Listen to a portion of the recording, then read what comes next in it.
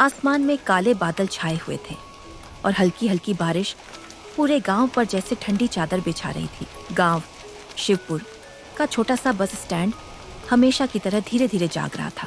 कुछ लोग छाते लेकर बस का इंतजार कर रहे थे, कुछ किसान खेतों की तरफ जा रहे थे और सड़क किनारे एक छोटी सी टीन की छत के नीचे हर रोज की तरह एक ठेला सज रहा था। उस ठेले पर लकड़ी के पुराने बोर्ड पर लिखा था श्याम की देसी खिचड़ी। ठेले का मालिक मेहनती इंसान था, नाम था श्याम। श्याम अमीर नहीं था, लेकिन उसके हाथों के स्वाद की चर्चा आसपास के कई गांवों तक पहुंच चुकी थी।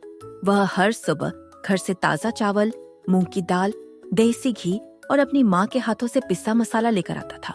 उसका एक ही नियम था, कम कमाऊंगा लेकिन किसी को बासी खाना कभी नहीं खिलाऊंगा। श्याम की पत्नी गौरी हर सुबह उसकी मदद करती थी। उस दिन भी वह गर्म खिचड़ी का बड़ा भगोना ठेले पर रखते हुए बोली, आज तो सुबह से ही बारिश रुकने का नाम नहीं ले रही। अगर ग्राहक कम आए तो? ग्राहक कम आए या ज्यादा, जो भी आएगा उसे ऐसा खाना खिलाऊंगा कि दोबारा जरूर आए। गौरी ने मुस्कुराते हुए उसके हाथ में टिफिन दिया। और हाँ, इस बार अपना खाना समय पर खा लेना। हर बार सबको खिलाते खिलाते खुद भूखे मत रह जाना। पहले भगवान के मेहमान, फिर मैं। फिर गौरी अपने घर लौट गई। श्याम ने अंगीठी जलाई। धीरे धीरे देसी घी की खुशबू जमी हवा में फैलने लगी। उसने बड़े प्यार से खिचड़ी को चलाया। कुछ ही पलों में पूरा बस स्टैंड उस खुशबू से महक उठा। लेकिन बारिश इतनी तेज थी कि आधे घंटे तक कोई ग्राहक नहीं आया। श्याम चुपचाप खड़ा बारिश की बूंदों को देखता रहा, फिर आसमान की तरफ देखकर मुस्कुराया। लगता है आज भगवान मेरी हिम्मत की परीक्षा ले रहे हैं। तभी गांव के पुराने डाकिया गोपाल काका भीगते हुए वहां पहुंचे। अरे श्याम, जल्दी एक कटोरी गरम खिचड़ी दे दे, आज तो ठंड हड्डियों तक पहुंच गई। श्याम तुरंत कटोरी भरने लगा। उसने ऊपर से देसी घी डाला, थोड़ा अचार रखा और मुस्कुराकर कटोरी उनके सामने रख दी। गोपाल काका ने पहला निवाला खाते ही आंखें बंद कर ली। वाह बेटा, तुम्हारी खिचड़ी में पता नहीं क्या जादू है।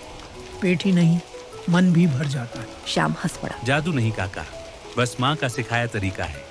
गोपाल काका पैसे देकर चले गए। उनके जाने के बाद फिर वही सन्नाटा। बारिश और तेज हो गई। 1 घंटा, फिर दूसरा घंटा, लेकिन कोई ग्राहक नहीं आया। श्याम बार बार भगोने की तरफ देख रहा था। अगर आज खिचड़ी नहीं बिकी तो शाम तक सब खराब हो जाएगी।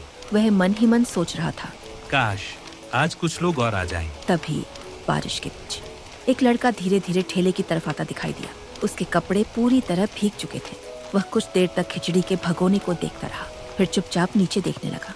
श्याम उसके पास आया। क्या नाम है बेटा? लड़के ने धीमी आवाज में कहा। चंदन।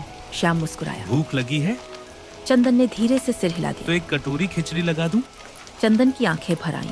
वह बोला, खानी तो है, लेकिन मेरे पास पैसे नहीं हैं। श्याम कुछ पल उसे देखता रहा, फिर उसने धीरे से पूछा, अगर पैसे नहीं थे तो यहाँ क्यों आए? चंदन की आंखों से आंसू निकल पड़े। दादाजी 3 दिन से बीमार हैं।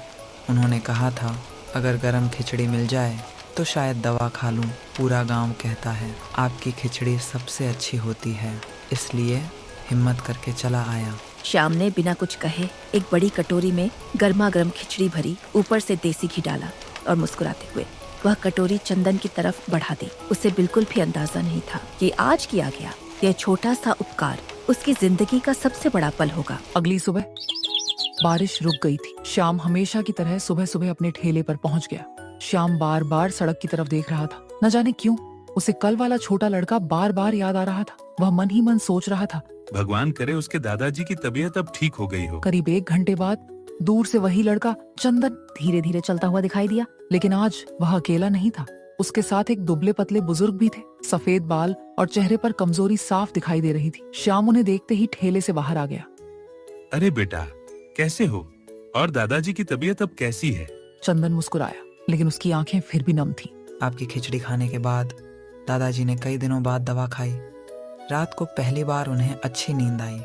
आज उन्होंने जिद की कि मुझे उस इंसान से मिलना है जिसने बिना पहचान, बिना पैसे इतना बड़ा एहसान कर दिया। श्याम तुरंत बुजुर्ग के पास पहुंचा। बाबा, कैसी तबीयत है अब? बुजुर्ग ने कहा, बेटा, तुमने मुझे खाना नहीं खिलाया था। तुमने मेरी हिम्मत वापस लौटा दी थी। 2 दिन से मेरे पेट में अन्न का एक दाना नहीं गया था। कल तुम्हारी खिचड़ी ने मुझे जीने की ताकत दे दी। श्याम भावुक हो गया। बाबा, ऐसी बातें मत कहिए। मैंने तो सिर्फ अपना फर्ज निभाया है।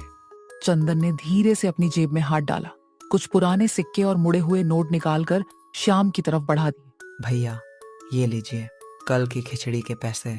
श्याम ने पैसे देखे, कुल मिलाकर सिर्फ 30 रुपए थे। असली कीमत उससे कहीं ज्यादा थी। श्याम मुस्कुराया और बिना गिने वो पैसे वापस चंदन की हथेली पर रख दिए। नहीं भैया ये रख लीजिए। श्याम ने प्यार से कहा। कल मैंने खिचड़ी बेची नहीं थी, अपने घर के बुजुर्ग को खाना खिलाया था। अपने ही लोगों से कोई पैसे लेता है क्या? चंदन की आंखों से आंसू निकल आए।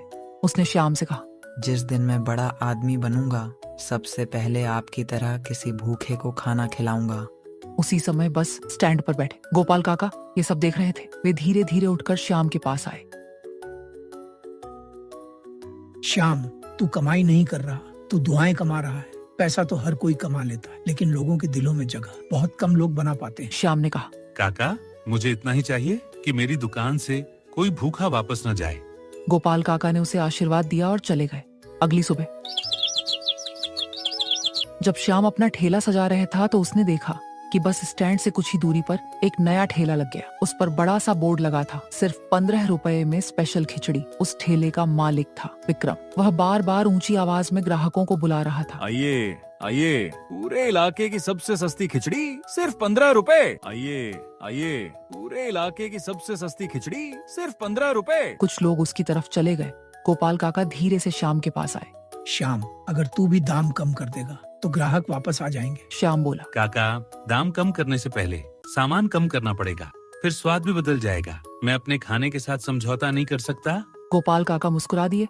शुरुआत में कई लोग सस्ती खिचड़ी देखकर विक्रम के ठेले पर गए, लेकिन कुछ ही देर बाद वही लोग वापस लौटने लगे। एक किसान सीधे श्याम के पास आया। श्याम भाई, जल्दी एक कटोरी खिचड़ी देना। श्याम ने पूछा। उधर नहीं गए थे? किसान ने हंसते हुए कहा, गया था, लेकिन वहाँ न स्वाद मिला न अपनापन। पेट भर सकता है, दिल नहीं। धीरे धीरे श्याम के ठेले पर फिर भीड़ लग गई। उधर विक्रम का ठेला बिल्कुल खाली था। वह दूर खड़ा सब कुछ देख रहा था। शाम ढलने लगी। विक्रम धीरे धीरे श्याम के पास आया। उसके चेहरे पर शर्म साफ दिखाई दे रही थी। श्याम भाई, मुझसे गलती हो गई। मैंने सोचा था कम दाम रखकर तुम्हारे ग्राहक छीन लूंगा, लेकिन आज समझ आया लोग सिर्फ सस्ता खाना नहीं, अच्छा व्यवहार भी ढूंढते हैं। श्याम मुस्कुराया। उसने विक्रम से कहा, बाजार बहुत बड़ा है, यहाँ सबके लिए जगह है। अगर तुम मेहनत करोगे, अच्छी चीज बनाओगे और ग्राहकों का सम्मान करोगे तो तुम्हारे पास भी लोग जरूर आएंगे। दूसरे को गिराकर कोई ज्यादा दिन तक ऊपर नहीं रह सकता। विक्रम की आंखें भर आईं। उसने कहा, मैं तुम्हारे साथ तुम्हारे ठेले पर ही काम करना चाहता हूँ। फिर श्याम और विक्रम दोनों साथ साथ खिचड़ी बेचने लगे। श्याम ने हमें सिखाया है कि स्वाद सिर्फ मसालों से नहीं, नीयत से बनता है। ऐसी और हिंदी कहानी के लिए सब्सक्राइब करें।